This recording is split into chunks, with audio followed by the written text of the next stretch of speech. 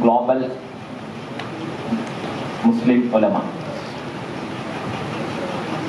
Since there is already a consensus among the academicians that ulama has more power than previous times.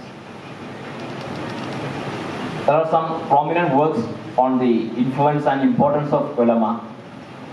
One most celebrated work is by Professor Qasim Zaman. He is a professor in Princeton University, United States. And title of his work is Ulama as the Custodians of Change. In that work, he is discussing about the power and influence of ulama in the Indian subcontinent and especially in Pakistan. And also there is another work on Farangi Mahal ulama family, that is by a professor from London University, Francis Robinson. So we have to connect our discourses about Pangil Ahmad Musliar with these global debates. And also, when we discuss about Pangil Ahmad Musliar, it is very important the time of his life. His life was in the 20th century, in the early half of the 20th century. And with many reasons, 20th century was very important in the historical development of global Muslim community. And we can find out many reasons for that. The first reason is the impact of colonialism. Almost all Muslim countries, they were colonies of European countries. That is, we can see in Africa, in South Asia, in Southeast Asia, throughout the Muslim world. Even our India was a colony of British, and India won freedom in 1947. And 1 year before, Pangil Ustad's demise happened. So there was already a thrust among the ulama for the reform throughout the Muslim world. That is why we can see a thrust among the ulama for reform, and it was initiated by many global scholars, global figures such as Jamaluddin Afghani, Muhammad Abdu, Rashidullah, etc. And also at the same time there was a counter movement against these reforms. And Pangil Ustad was representing this movement. And also there are another interesting factors. For example, in the first half of the 20th century, almost all important Islamic movements, its emergence was in the first half of the 20th century. This is what we see in Kerala, the emergence of Aikya Sangham, or emergence of Kerala Jamiyatul Ulama, or the emergence of Samasta Kerala Jamiyatul Ulama, all was in the 1920s. The same situation we can see in many other Muslim world also. For example, in Southeast Asia, in Indonesia, the most important and the most popular religious movement is known as Nahdlatul Ulama, NU. And another one is Muhammadiyya movement. This Muhammadiyya movement was, this Nahdlatul Ulama was established in 1926, where Samasta also we can see many resemblances. But at the same time there was no communication between these scholars. And also we can see the emergence of many religious institutes in the 20th century. And also especially in the second half of the 20th century we can see many Muslim intellectuals, they were seriously debating about the importance of integrating Islamic and material education. And this developed into a movement as we know today, Islamization of knowledge movement. This movement was established, its initial thoughts was in 1977 in Mecca, and in 1980s various Islamic institutions were established throughout the Muslim world. For example, we can see as a global model International Islamic University Malaysia. It was established in 1986, in 1983.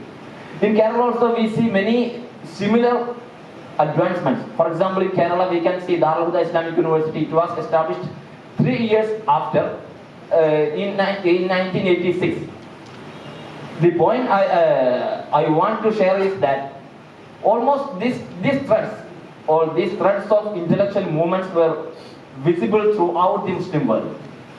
So we have to, when we discuss or when we approach Pangil Ustad, we have to take to our mind this global atmosphere. There was already the impact of colonialism.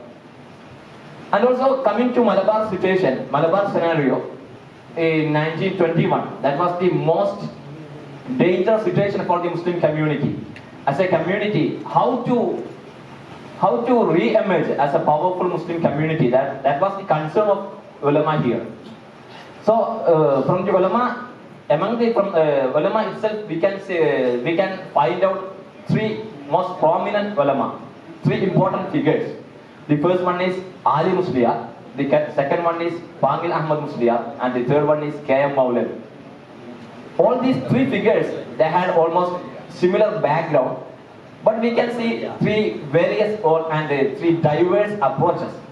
For Ali Musliya, he was very active in this anti-British movement, and his fate was to be hanged by the British.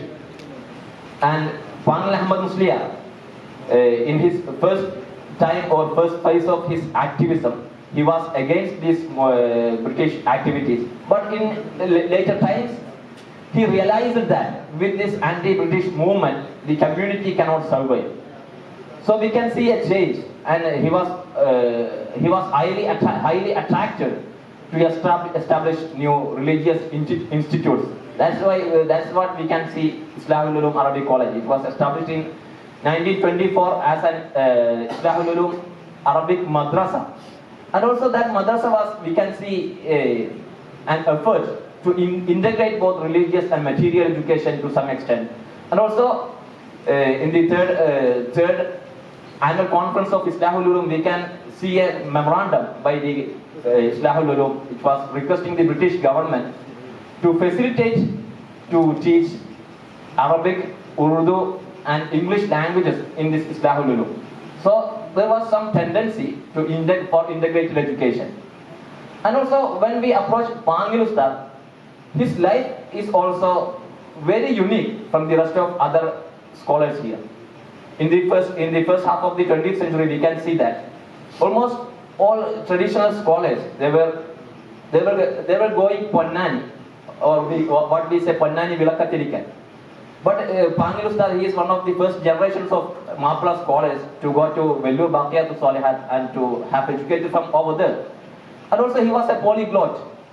He mastered Arabic language, Urdu language, Persian language. So these are the most important threads for us to do more researches. When I went through the life sketch of this Pangil Ustad, what struck me was that since he is a polyglot, definitely there should be some networks between him and global scholars. So as young researchers, I request you to follow these threads, because his, while analyzing his life or his biography, we can see some dominant threads related with Samasta, related with Islahul Ulum, and related with this Malabar rebellion.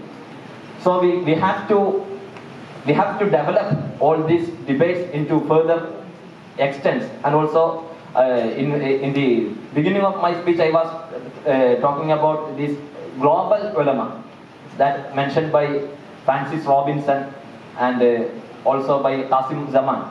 So we have to approach his scholarship from a global audience, from a global scenario, and we have to connect it with the global movements, global networks of religious organizations, and these educational movements, and also debates among the global scholars. That's all. And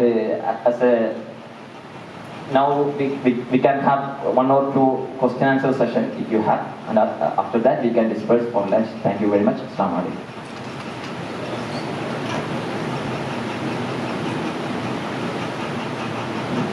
Audience and question answer or discussion അല്ലെങ്കിൽ ഇതിലെ കൂടുതൽ കമൻറ്റുകളോ താലിക്കാത്തുകളോ അനുബന്ധങ്ങളൊക്കെ ഉണ്ടെങ്കിൽ ഉള്ള സമയമാണ്.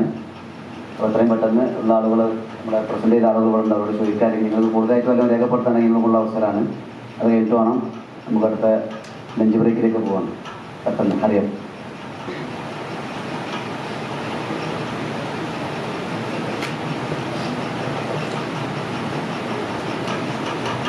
ആർക്കൊന്നും discussion ഒന്നും ഇല്ലേ?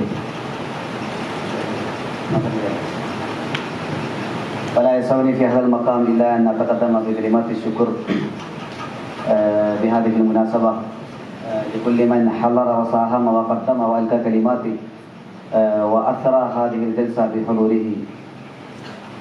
വളരെ ഗംഭീരമായ ഈ ഒരു സദസ്സിന് നന്ദി രേഖപ്പെടുത്തുക എന്നത് മാത്രമാണ് ഞാൻ അവശേഷിക്കുന്നത്.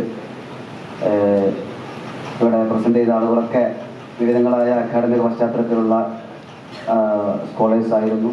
വളരെ സംക്ഷിപ്തമായ ചുരുങ്ങിയ സമയത്തിനുള്ളിൽ അവരുടെ വിഷയത്തിൻ്റെ കാതലായ വശം അവതരിപ്പിച്ച എല്ലാവർക്കും നന്ദി രേഖപ്പെടുത്താൻ വിശിഷ്യ ഇതിൻ്റെ ചെയർ അലങ്കരിച്ചത് ഡോക്ടർ സുഹൈൽ ഹിദായ ഹുദവിയാണ്. അദ്ദേഹം മലേഷ്യൻ ഇസ്ലാമിക് ഇന്റർനാഷണൽ യൂണിവേഴ്സിറ്റിയിൽ നിന്ന് PhD പൂർത്തീകരിച്ച ഒരു വ്യക്തിത്വം കൂടിയാണ്. അതുകൊണ്ട് തന്നെ അദ്ദേഹത്തിന്റെ സംസാരത്തിൽ അദ്ദേഹം ആ വിഷയത്തെക്കുറിച്ച് സൂചിപ്പിച്ച് നിങ്ങൾ മനസ്സിലാക്കിയിട്ടുണ്ടാവും. ലോകത്തിന്റെ പല ഭാഗങ്ങളും കഴിഞ്ഞ നൂറ്റാണ്ടിന്റെ പ്രാരംഭത്തിൽ പല മൂവ്മെന്റുകളും പല പരിഷ്കരണ പ്രസ്ഥാനങ്ങളും റിഫോം മൂവ്മെന്റുകളും നടന്നപ്പോൾ അതിൻ്റെ ഒരു ഭാഗമായിക്കൊണ്ട് കേരളത്തിൽ ചുക്കാൻ പിടിച്ചത് പാങ്ങിൽ ഉസ്താദാണ് എന്നുള്ള വസ്തുത നമ്മളൊക്കെ മനസ്സിലാക്കിയിട്ടുണ്ട്. അപ്പോൾ ആ മേഖലയിൽ ഇനിയും ഒരുപാട് റിസർച്ചുകളും കാര്യങ്ങളൊക്കെ ഉണ്ട്. അതിലേക്കൊക്കെ വെളിച്ചം വീശിയ സംസാരങ്ങളായിരുന്നു ഇവിടെ കഴിഞ്ഞു പോയത്. അപ്പോൾ നമ്മളെപ്പോലത്തെ ഗവേഷകന്മാർക്ക് പുതിയ പുതിയ വാതായനങ്ങളാണ് ഈ ഒരു സദസ് കൊണ്ട് നമുക്ക് തുറക്കപ്പെട്ടിട്ടുള്ളത്. അപ്പോൾ അദ്ദേഹത്തിന് അഗൈതമായ നന്ദി രേഖപ്പെടുത്തുകയാണ്. പ്രകാരം doctor Abdurahman Udavi Valakkulam, CK Abdurahman Faizi, doctor Muhammad Abdul Sattar, V Abdul Latheef മാഷ്, അബ്ദുൽ മൊയ്സ് CP, എല്ലാവർക്കും ഒറ്റ വാക്കിൽ നന്ദി രേഖപ്പെടുത്തുകൊണ്ട് അവസാനിപ്പിക്കുന്നു. അസ്സലാമു അലൈക്കും. ഇനി നമ്മുടെ മുമ്പിലുള്ളത് ഭക്ഷണമാണ്. അത് നമ്മുടെ ഡിപ്പാർട്ട്മെന്റിന്റെ അപ്പുറത്തുള്ള ക്ലാസ് റൂമുകൾ